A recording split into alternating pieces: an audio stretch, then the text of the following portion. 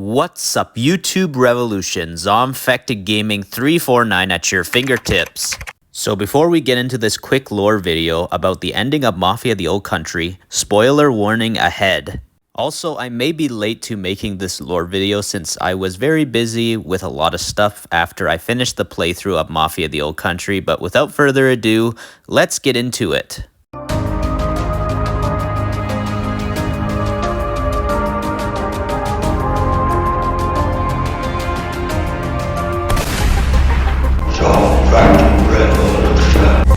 So let's start with how Don Teresi wanted his daughter to marry Baron Fontanella's son, Gennaro, because I believe Don Teresi wants political power over Sicily, and when a mafia crime family gets into being involved in politics, it can get messy and very corrupt. Don Teresi is being greedy and selfish wanting this and trying to force his daughter Isabella to marry someone she doesn't want to marry at all, since Isabella wants to choose her own destiny and who she feels of interest in, and she fell in love with Enzo Favara, our main protagonist, who was a slave Caruso sulfur miner. Don Teresi totally doesn't want this, since Isabella marrying a Caruso won't benefit the Don in any ways. He is just selfish for his own agenda and doesn't even care for his daughter's feelings, basically treating her as a beneficial object rather than a human being. Eventually, as Enzo and Isabella's relationship got more serious, Enzo had gotten Isabella pregnant, and that became their biggest secret. But Isabella only told one person about that secret, and that is Father Chicone, the priest. Isabella only told Father Chicone because it was a confession, and confessions are meant to be kept secrets by the priest. Fast forward to the moment where Enzo and Cesare and Tino go after one of Don Spadaro's men who was confessing to Father Chicone about his sins, and Teresi's consigliere Tino forces Enzo to kill Spadaro's man right in front of Father Chicone. After Tino goes into the church with Father Chicone and interrogates Father Chicone about probably every confession someone has made, and eventually the beans get spilled about Isabella's confession.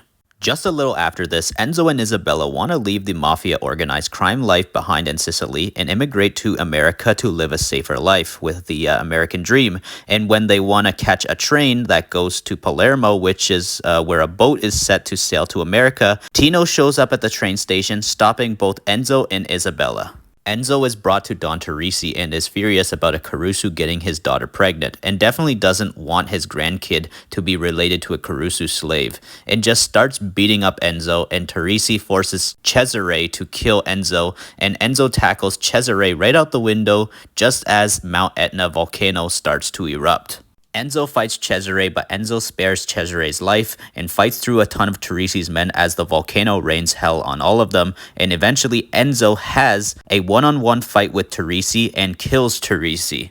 Eventually, a wounded Cesare comes to get Enzo and hugs Enzo, and a naive Enzo, being very kind-hearted, gets taken advantage of by Cesare, killing Enzo with a stab to the stomach. We then go to the perspective of Isabella as the volcano is erupting, destroying Villa Teresi, and Isabella is trying to escape, but gets caught by Tino, and Isabella is forced to play a cat-and-mouse-like game from The Last of Us 1 when Ellie was fighting David, and Isabella has to sneak up on Tino 3 times, stabbing him. After Isabella had killed Tino, Cesare shows up and gives a note from Enzo to Isabella, confirming to Isabella that Enzo is dead, and Isabella leaves as Cesare walks towards a burning Villa Teresi, potentially committing suicide like how Madame Braithwaite did in Red Dead Redemption 2. We after skip a bit of time seeing Isabella on a boat to America, and she ends up living in Empire Bay, the city from Mafia 2. Isabella potentially had a son or daughter in Empire Bay, and at this point, it's a mystery who her daughter or son is, and it'll probably remain a mystery till another Mafia game or so. There's people theorizing that a son or daughter could be a character of a protagonist from one of the previous Mafia games, and that's definitely impossible because the timeline ends in 1907, and Vito Scaletta was born in the year 1925, so none of these theories make any sense. Mafia The Old Country's ending is, I believe, new plot that could potentially lead to a prequel to Mafia 2 in Empire Bay or something, but who knows. But I want to bring up the volcano eruption. It's definitely symbolism that it was the downfall of the Teresi crime family and possibly an act of Mother Nature punishing humanity's crimes against each other, treating other humans like trash. Like, for example, you got the rich and wealthy aristocrats treating peasants and slaves like trash.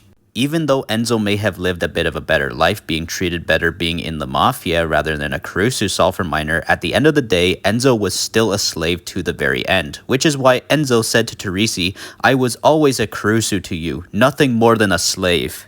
This is where I say why Enzo has the saddest and most tragic story of the entirety of the Mafia series.